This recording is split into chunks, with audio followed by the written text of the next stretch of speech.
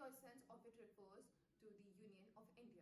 Union in terms of its culture, religion, values, and its very own people. Of this people, the youth constitutes the larger portion. Today, I will talk about this segment's active role in exterminating the corruption prevalent in Indian society. A very warm greetings to all the viewers. Today, I, Jaspreet Kaur, a student of Lovely Professional University from Mittal School of Business, wants to share my viewpoints on the topic active participation of youth in eradicating corruption. India ranks 18th in terms of its transparency in activities and operations, which does not create a very good image in the terms of honesty prevalent in the society.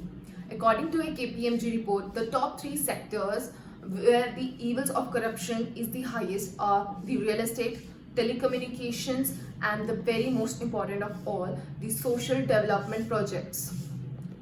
The According to Transparency International, India has been ranked the most corrupt country of the Asia Pacific region. On the other hand, the youth are the rising sun of India's future.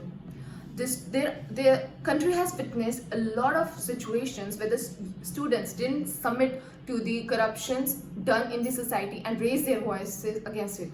Take the example of Bihar student movement, which took place in 1974, also called the JP movement, where the students raised their issues against the corruption, educational reforms, electoral reforms, and subsidized food. Bihar was the epicenter of this movement, and it soon spread to the entire northern Hindi-speaking educational institutions. From this, we can see that the youth was as active 46 years ago as it is now. 9 years ago from now, in 2011, an anti-corruption movement led by the honorable activist Anna Hazare shook the entire nation. The determination of a 74 years old man sitting on fast for 290 hours was indeed a remarkable one. The movement grabbed the attention of the youth of India, and they played a major role in spreading the awareness regarding this movement. Let me share you an incident where a young man named Sajjan Singh Rajawat of Jaipur took one of his computers. He was owner of a cyber cafe, and he took one of his computers attached with a LCD and speaker and sat on the statue circle in Khatipura to grab the attention of the passerbys on the ongoing anti-corruption movement led by Anna Hazare. He displayed the videos in which Anna Hazare was talking about his Jan Lokpal bill, and he also sat with sheets of paper where he asked the viewers to jot down their comments on the ongoing movement, and they were very positive.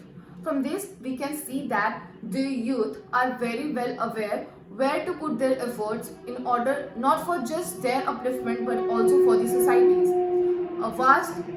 In nowadays, youth are taking up digital payments in larger numbers. They for each and every purchases, even for the low money involved transactions, they are using digital payments. An increase in the digital payments increases the transparency prevalent in the systems and the systems, because the higher authorities try to can keep an eye on the transactions taking place between two parties. And from this we can say that the automation leads to the downfall in corruption. Two other major evils of corruption are red tapeism and nepotism. A survey conducted by World Bank showed that the higher is the level of red tapeism, the higher is the level of corruption. Various long procedures in implementation of schemes increases the giving of bribery at each of the levels. And while on the other hand, nepotism is the two sides of a coin. Both of them go hand in hand. There is a mutual connection between both of them. We have seen how different political parties of India of various states try to exercise their power and control for a longer period of time by giving their current positions to their kins. Youth is very well aware of these malpractices going on in the society, and they have been resorting to social media platforms to bring in light about this injustice done to their concerned people. But of this youth, their practices are and awareness is going in vain, as majority proportion of this youth is not coming forward and keeping their views on the table.